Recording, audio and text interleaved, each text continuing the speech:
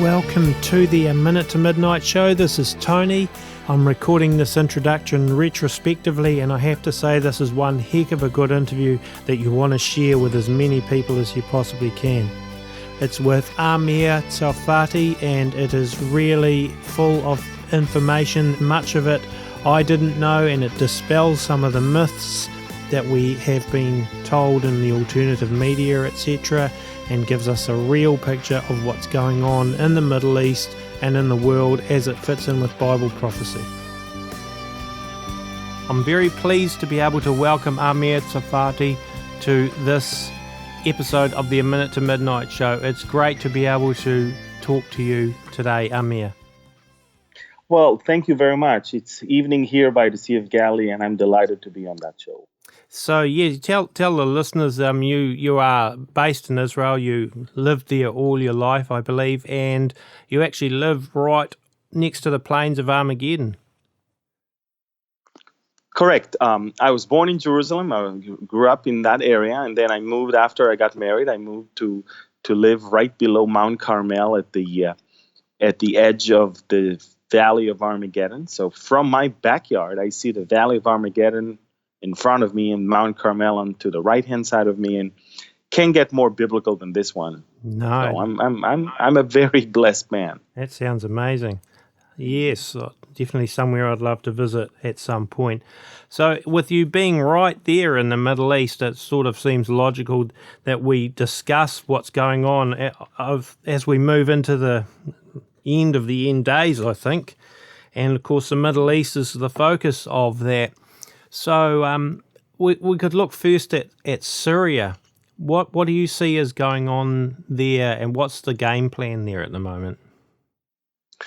Well, first of all, I must say that what's going on in Syria is tragic. I mean, no matter what the biblical, whole aspect of it, just plain and simple, it's a tragic civil war that is entering into its fifth year right now with more than 500,000 casualties, and the world is just doing nothing to put an end to it. If anything, the world is contributing to the enhancement of that rather than to stop it.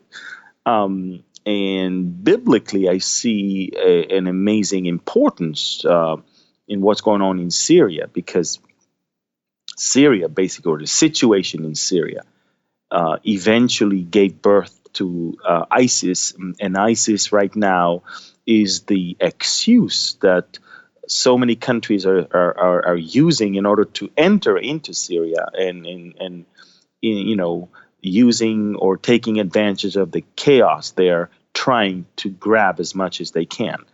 I'm talking about Russia, that used to have just a small naval base in Syria, and right now Russia is in full military power with several warships and an aircraft carrier on the sea, and you're talking about aircrafts and tanks and soldiers and all of that on the ground. Then you have Iranian soldiers that are and Iranian top commanders that are actually running the operation around Aleppo and other places. You've got Syrian soldiers that are rolling into Syria from, Turkish that are rolling into Syria from Turkey. Their excuse is, of course, to somehow restrain ISIS, but in reality, what they really want to do is stop the advancing of the Kurds from creating their own state. And so everyone feels comfortable with the ISIS factor to be, and everybody get into that picture with their own agenda. If it's Iran that wants to spread the Shiite Islam, if it's Russia that wants to control the gas and the oil in the Middle East, and if it's Turkey that wants to stop the expansion of the Kurds and wants to be a counterbalance to Iran. And so Syria becomes the playground, basically, of all the foreign and very contradicting interests of countries around us. And it's very interesting how the prophet Ezekiel, more than 2,700 years ago, could see that unholy alliance of Russia and Turkey and Iran, something that only the civil war in Syria managed to produce. But also the prophet Isaiah, I believe in chapter 17, describes how Damascus eventually will be a city that won't be able to be inhabited. It will be a heap of ruins in Isaiah 17:1. So I see a direct link between what the prophet said is going to happen and what is happening right now in the Middle East. And up until 5 years ago, most of the people around the world did not even know where Damascus is, literally. I don't think there's a single person today that doesn't know where Damascus is. Yes. It's quite amazing. Yeah, it's the whole situation with the Middle East and the Arab Spring and all that, which I believe was largely planned and fomented by the Obama administration. And, with Libya and even the coup in Egypt and whatnot. And so I think they had distinct plans for Syria. Only now everyone else has got involved, and so it hasn't probably worked out how they had hoped it would. Exactly. And the reason is those key players don't play by the rules. You see, the big powers behind this new world order and the global agenda are the powers of the Western European countries and America and some very, very influential billionaires. Russia doesn't play by the rules. Russia never played by the rules. The only time Russia did play by the rules is when Russia was communist officially, and that was something that created a tension and a war that benefited those families. But in reality, Putin is not really playing by the rules, and he's not playing alongside with Obama, but he's actually standing against him, and that, of course, caused a big problem over there. Also, everyone has his own agenda and his own issues with the Obama administration. What Obama did in 8 years is damage that would take many, many more years to repair. I mean, all the 50 years of foreign diplomacy in the Middle East by America went down to the drains by those 8 years of Obama administration. No one trusts America in the Middle East. No one wants. In fact, people are staying away from it. In fact, Egypt is now having military exercises with Russia. The Turks are one of the closest allies of America, is now running to the open arms of the Russians. Even the Israeli prime minister has to go to Moscow more than 3 times within 1 year to start coordinating issues with the Russians when it comes to activity in the Middle East. So the game has changed, the rules have changed, the players have changed, and everybody must adapt himself to this new situation in the Middle East. Yes, that's interesting. Talking about Obama, there is some talk of people wondering whether he will look to do the dividing of Israel and Jerusalem in his last couple of months. Do you see that at all as a possibility? Well, I see that there's a good possibility that he's definitely going to no longer abstain or no longer veto any resolution that is calling for 2 states. But I'm not really worried, and let me explain why. I read my Bible and I see 2 things. 1, I don't see a Palestinian state there. 2, I see that Jerusalem will be a problem that eventually will cause the biggest war at the end of the tribulation, as Zechariah describes in chapter 12. So none of the resolutions of the UN right now, the Security Council right now, will have any effect or any immediate, result at all. If anything, I believe that a new administration and a new approach will be causing the rage of the Muslims and the rage of the Europeans. And I don't think that a president that knows exactly what the next one's policy is going to be, I don't think it's worth the while for him to even try to take those type of steps. Obama was never, as enthusiastic about Israel as he was with other countries. In fact, his legacies is not the peace in the Middle East as much as the Iran deal and others.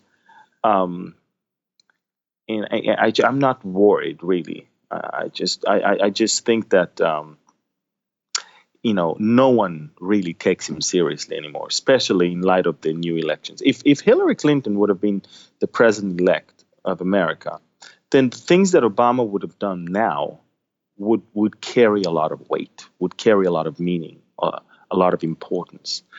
But he's a sitting duck right now. I mean, literally, there's someone that was voted into, the White House that is going to change everything 180 degrees. So what's the point?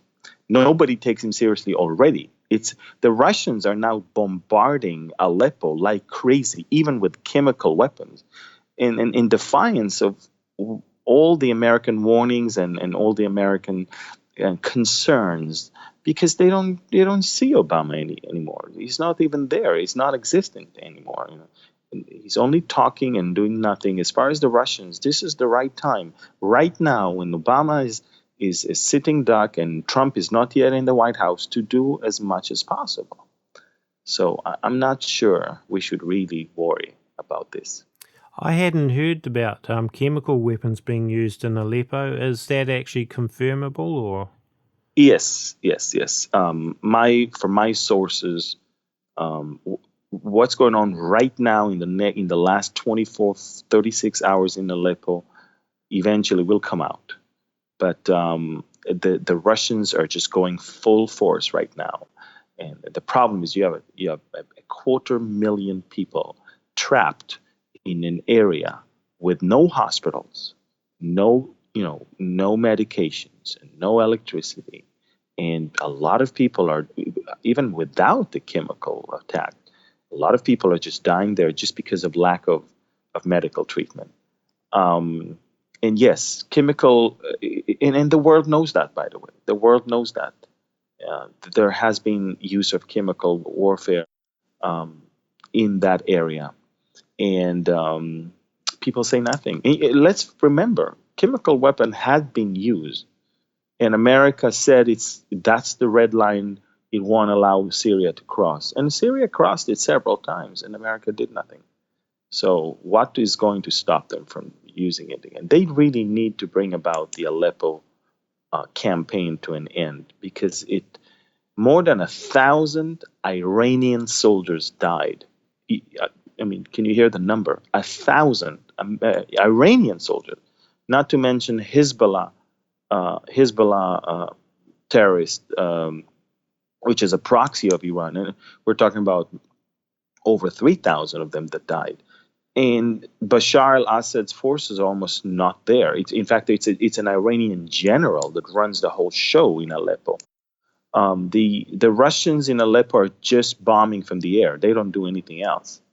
And so there's so much frustration with the Sunni resistance in Aleppo that they decided to take off the gloves and just use whatever they can to bring an end to it.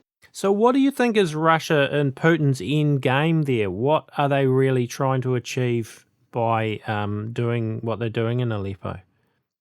Well, two things. Aleppo is Russia's biggest threat right now for the stability of the regime. Aleppo, let's face it, people don't know that, but Aleppo is bigger than Damascus, population-wise and size-wise. So Aleppo is the number one city in Syria. And if Aleppo falls in the hands of the Sunnis and the rebels, then let's face it, Syria is over. And the battle in Aleppo is the battle for the survival of the Syrian current regime. And I will tell you even more. The regime almost completely fell. And if it wasn't for Vladimir Putin, there would not be any more Syrian regime. If Vladimir Putin came probably about 7 to 9 days before, Syria would have been over. And he saved them at the last minute. But he did that for one reason. he did that to keep his interests in the Middle East, the Tarsus um, um, naval base that Russia owns, and of course his interest in gas and oil in the Middle East. Yeah. This is the only way for Russia to have a hold of the Mediterranean. This is the only Mediterranean base that Russia has. Russia is looking all around, and Russia sees NATO expanding. Russia sees America all around. And Russia was very concerned. So for them, watching the falling and very crumbling Obama administration's foreign policy, they took advantage of it. They took advantage also of the fact that, you know, the UN is saying nothing and doing nothing. Let's face it, Russia invaded into the Ukraine, and Russia annexed a huge part of the Ukraine, and nobody did anything. Those sanctions are a joke. And so Russia, and the Russian economy is plunging, and the Russians' reserves, the cash reserves are depleting, and the oil prices are way below what they have expected. It's below $50 a barrel, so they keep losing money every single day. And so for the Russians, it's money. They want to do business with Iran, they want to do business with Turkey, and they want to use the chaos in Syria to establish their presence there as the new Middle East superpower. Well, if Russia hadn't done that, and the US through ISIS, and I believe ISIS is a proxy army for the US, really, as Obama and Clinton, and they would have, if Russia hadn't stepped in, if Syria had have fallen, that would have been the end. Yeah, because of the pipeline, the gas pipeline, America through whoever puppet government they would have set up in Syria would have controlled that completely. So you can understand why Russia would have gone, we can't allow that. Yeah, and Russia also sees very concerning development with NATO and with some missiles deployment in Romania and things like that, and Russia also sees that the Obama administration is not really honest with them. I mean, on one hand, they said we brokered a deal with Iran, so Iran is no longer a threat, and on the other hand, they put those missiles in Romania, and when they asked them why do they do that, they say because of the Iranian threat. So for the Russian president, this is, are you kidding me? Obviously, it's against us, and he took it personally. And all it takes for Putin is to use that type of thing as an excuse to do whatever he wants. And you know what? For a period of about a week, there was a threat of an all nuclear war between the two countries. And that was not for nothing.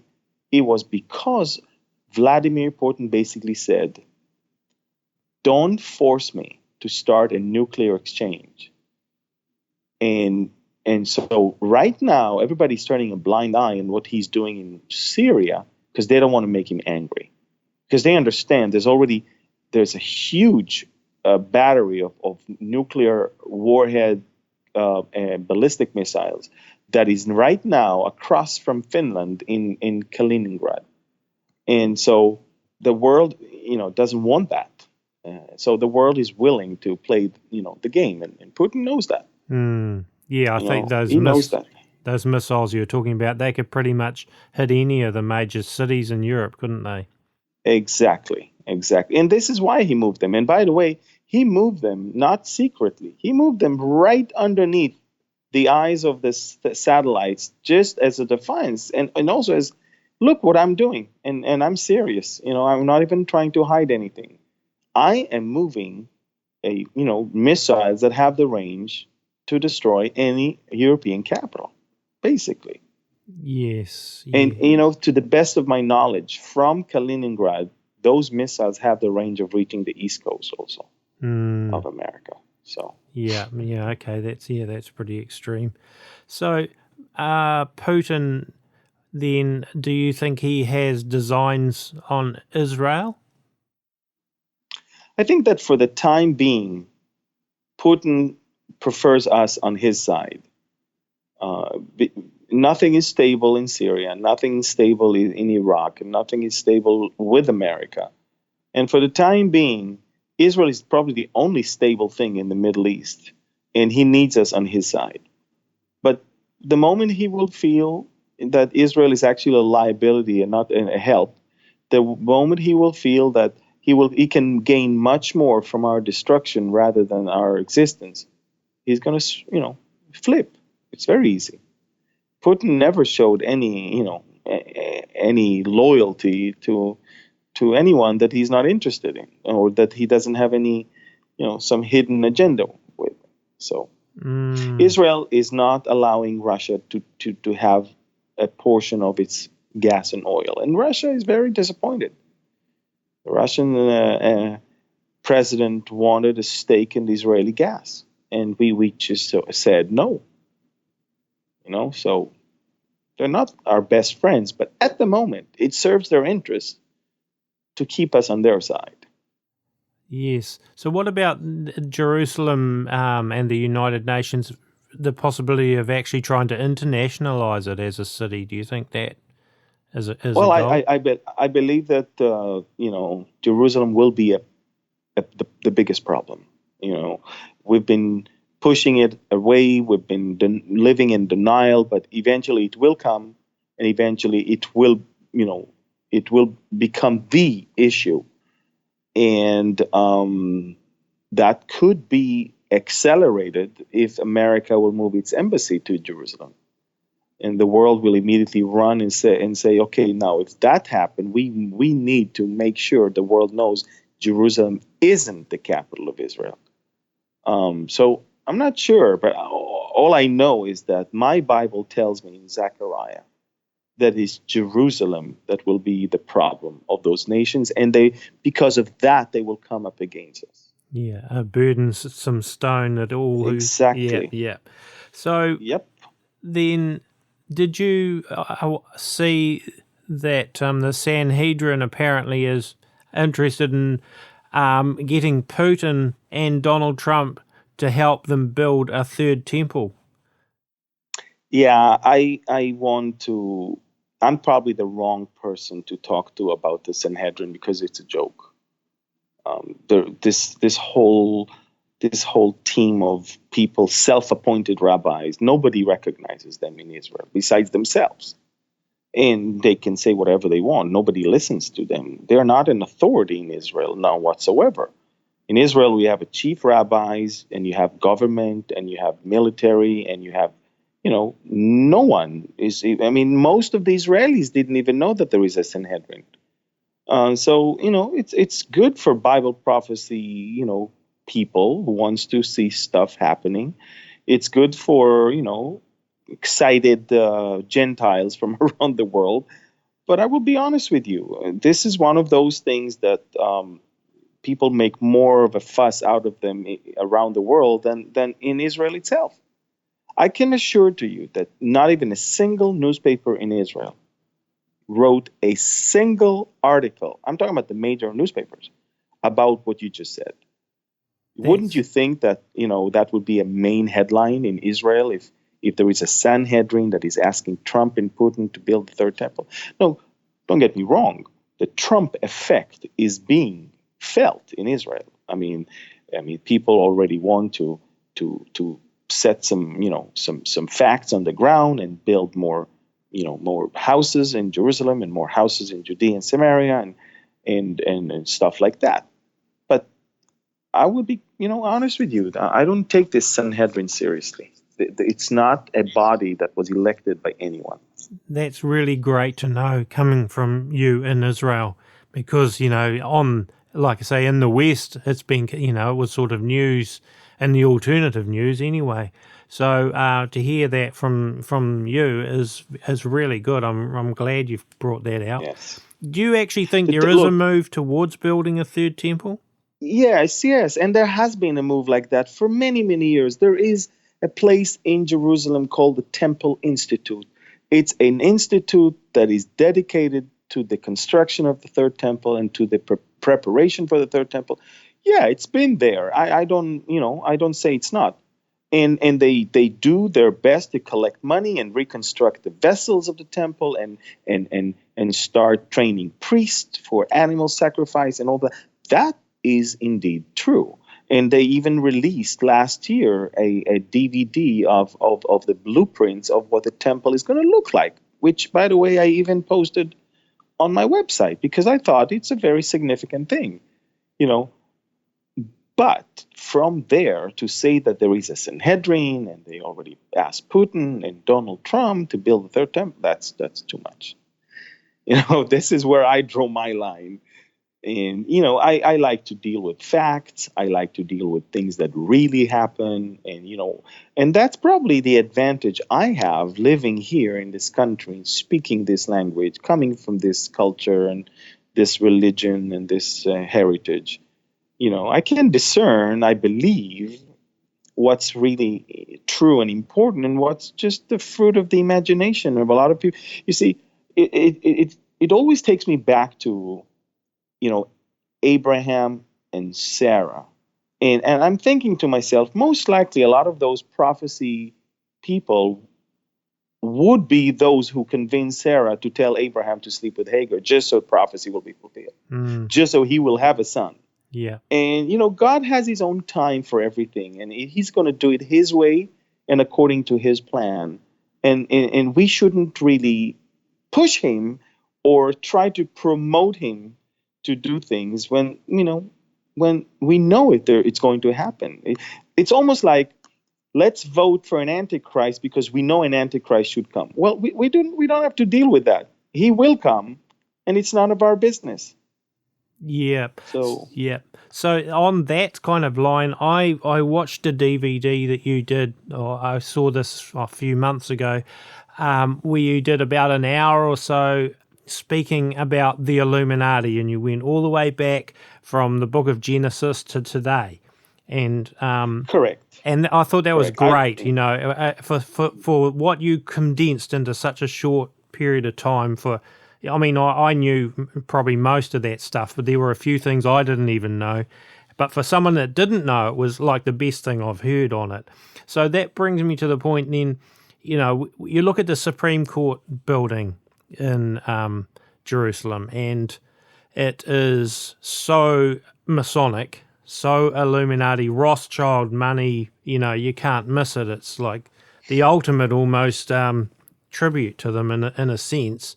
So the Illuminati, what's the influence there now in Jerusalem and Israel, and could it be them that would be actually ultimately behind the building of any third temple? Because actually I've seen a scale model photo of a scale model the Freemasons put out, so that they were wanting to rebuild Solomon's temple, and it was in a Masonic lodge. So I'm wondering. It's interesting how you say that, Solomon's temple. And the reason why I'm saying that is this whole thing of Solomon's temple is something that goes all the way back to even the Knights Templar and in the time of the Crusaders, who were in the land of Israel, in the city of Jerusalem. And the two Islamic structures that were there, they were renamed, one Templum Solomoni and one Templum Domini. So there was already then a yearning, a longing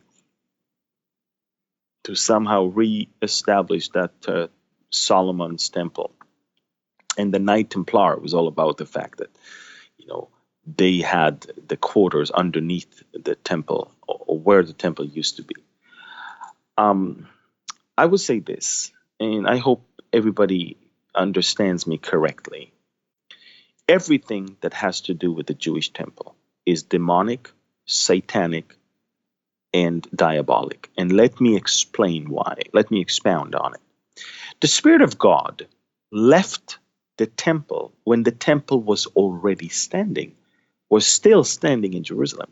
You read Ezekiel 8 and Ezekiel 9, Ezekiel 10, you see how the terrible pagan worship that took place while the temple was still standing in Jerusalem, that pagan worship of Tammuz and others caused the Spirit of God to just literally move all the way up to the east and go away. And so I believe that the Temple Mount has been given already, so to speak, as a satanic area to confuse the nations, to deceive the nations, and to deceive Israel as well.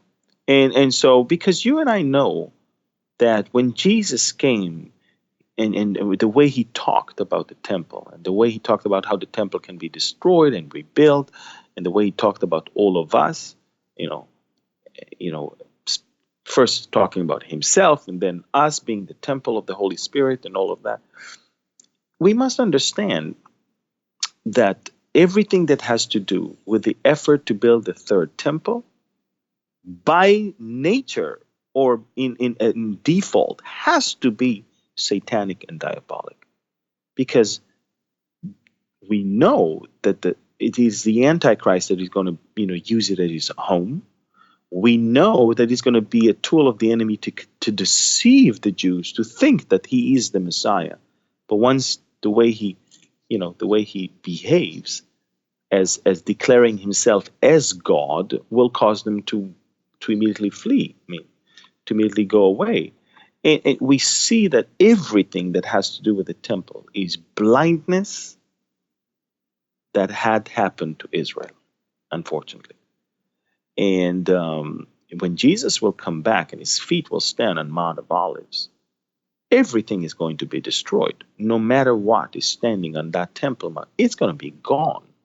In fact, that earthquake that is going to happen, as Zechariah describes, and that big valley that will be created from east to west, that will create a river flowing from east to west, from the Mediterranean to the Dead Sea, will basically bring up the gate that now is sunk under the rubble, that eastern gate, and Jesus would be walking through it, as Psalm 24 suggests.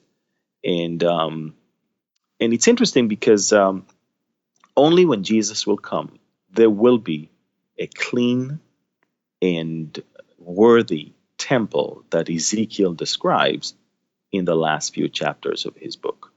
So all the efforts for the third temple are efforts that are either done intentionally by Illuminati affiliated organizations, or unintentionally. I don't believe that the Jewish people, the Temple Institute, is doing anything with the knowledge that this is the wrong temple. They are truly 100% convinced it is the right thing. So they have been deceived, and they are the deceivers, and both the deceivers and those that are being deceived are pushing the idea of something that is, diabolic. Will it not happen? No, of course it will happen. Can we stop it? Of course we cannot stop it. Why can't we stop it? Because God knows the nature of man. God knows, that people always choose to believe the lie. So they will choose to believe the lie, and they will understand their big mistake. And this is why when Jesus comes back, after their temple has been destroyed, after all of that has happened, all the descriptions, whether it's in the New Testament or in the book of Revelation or the Old Testament in the book of Zechariah, describes how the Jewish people will mourn. You would think that they see Jesus and they will be so happy dancing in the streets. They will mourn. They will mourn because alongside with the revelation of him as their true Messiah, everything else is gone. Everything else is destroyed. And they will understand how big of a mistake they have made, they have done. So that's why the Bible talks about like Yom Kippur, like the Day of Atonement of the Jewish people on that date that he returns. If you read the latter chapter, the latter words of Zechariah 12, you see that they mourn and they cry. Then they looked at him whom they pierced, and they mourn. They mourn and they cried. They realized this is the one whom we thought is a false Messiah, is a wrong person. After all, he was all along the right person. which means we were wrong to think that the person who offered us the third temple was the right person. Because it's the Antichrist. The Antichrist is going to promote the third temple. He's going to be happy about that. He's going to walk in and declare himself as God. So this whole promotion of the third temple is a diabolic, satanic thing. And they will understand that only when Jesus will come back. So it's a good thing, but it's a sad thing at the same time, that it'll take them that long, that many casualties, and that much suffering to go through in order to realize the big mistake that they did, and the truth of Jesus himself being the true Messiah and King of Israel. I'm glad, you've brought that out, particularly for Christians that are thinking they should be putting money into the third temple, which I think is completely crazy. Yeah. Terrible. Yes. Yeah. It's terrible. We and I would even add to this, we must, if we want to do something, be about our Father's business. We don't need to, promote prophecies. All we need to do is to share the gospel.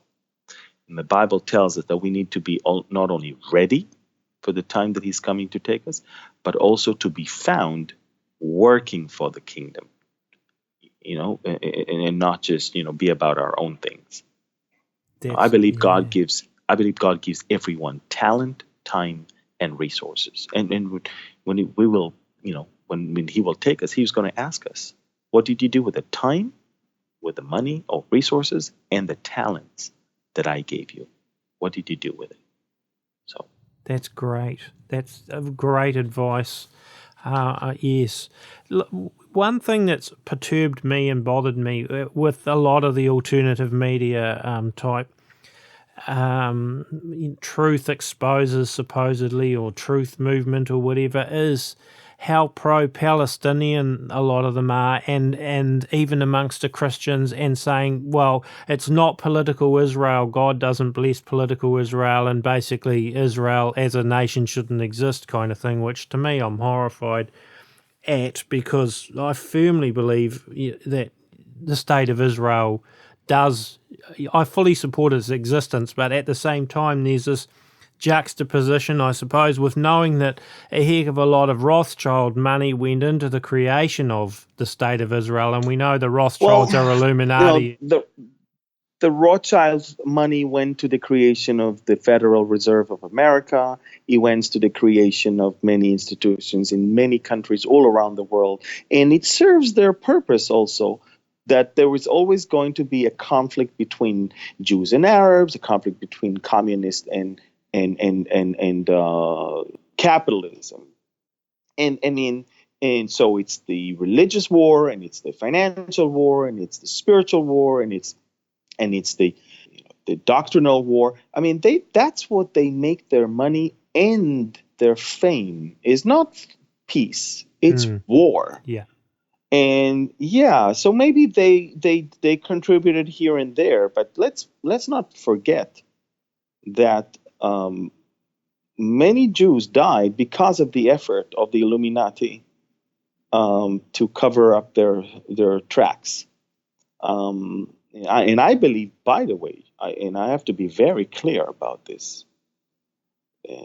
First of all, only about 15% of the wealthy families, of the most wealthiest families in the world that are running the show behind the scenes, only about 15% are Jewish. I mean, it's 85% non-Jewish, bottom line. But I will also say that these Jews don't consider themselves Jews. Being Jews is not in their agenda even. And when the Bible talks about people who call themselves Jews, but they're actually from the synagogue of Satan, I believe it talks about these people.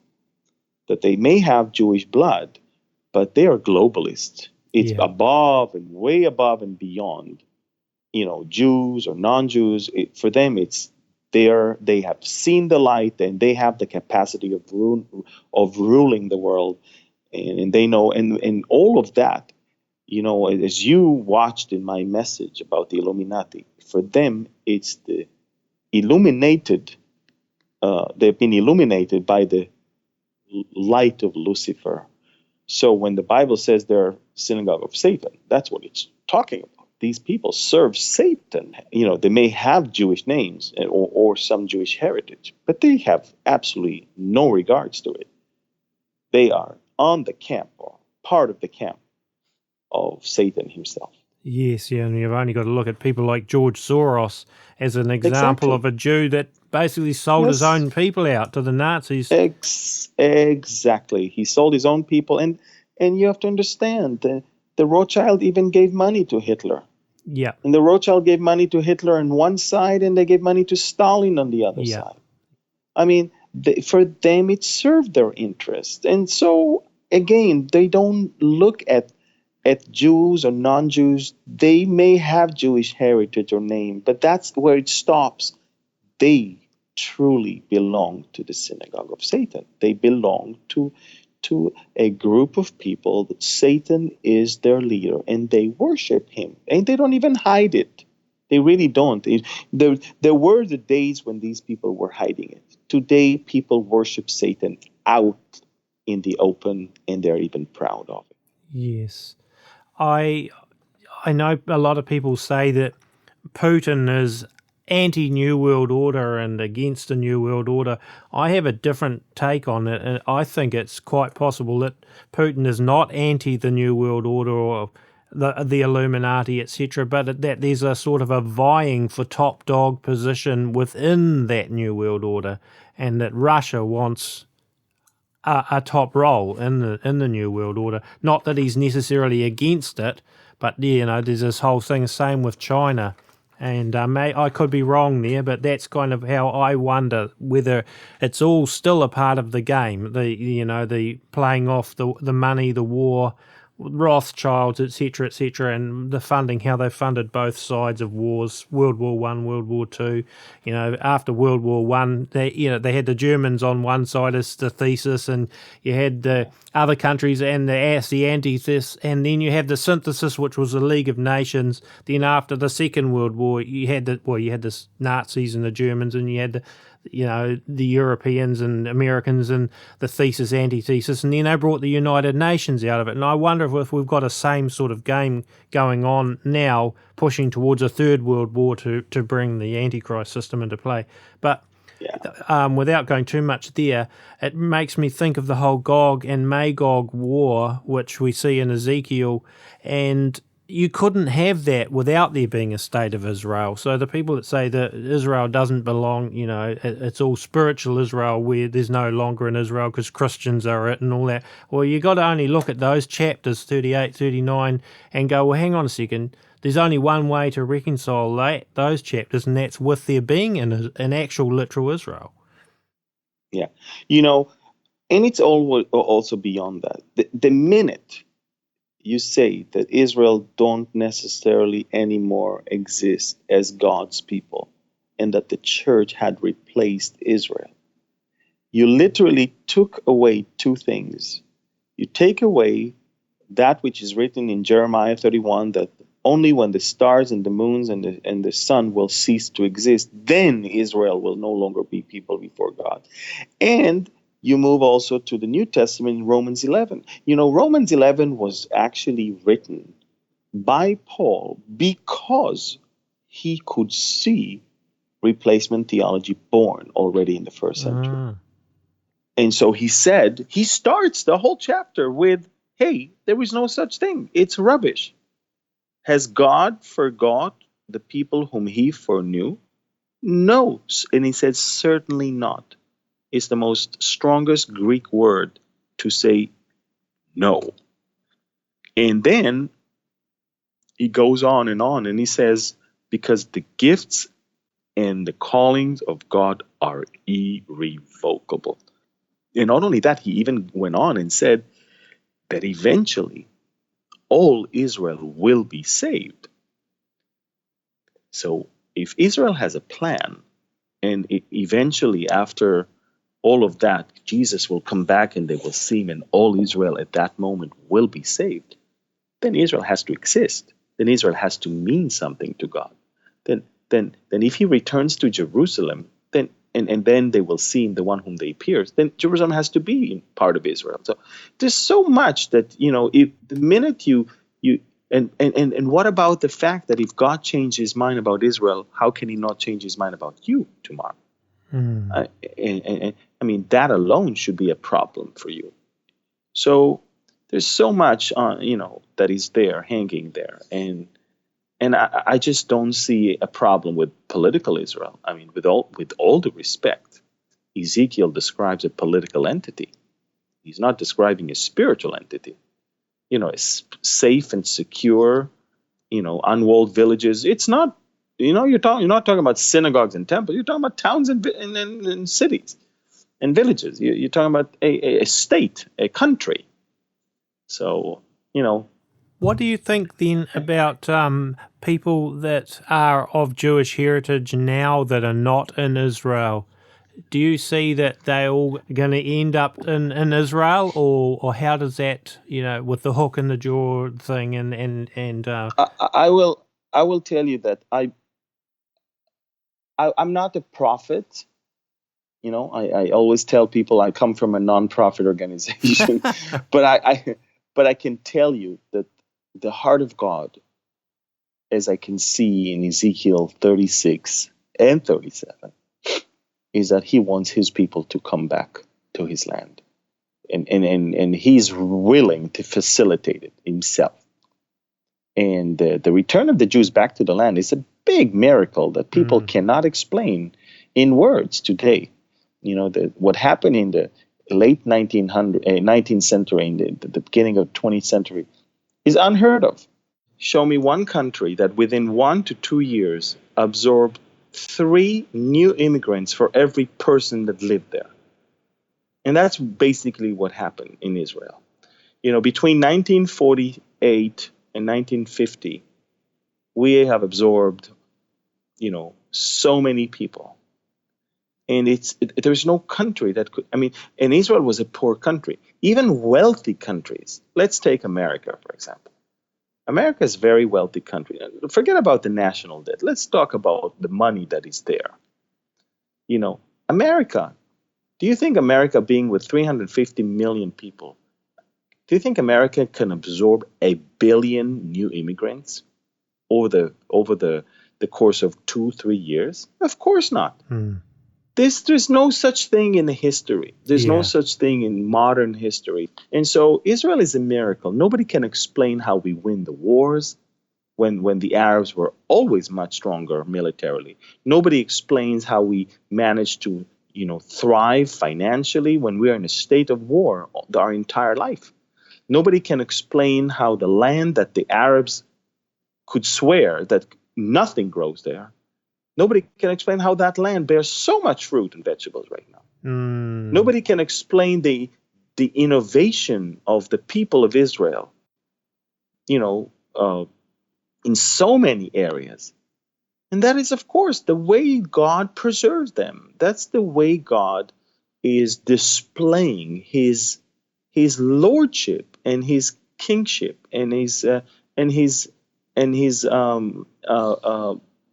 being faithful. His faithfulness is being on a display here, even in Ezekiel 36, he says, "I will bring you back from the land, so the world will see, so the nations will see that I am God."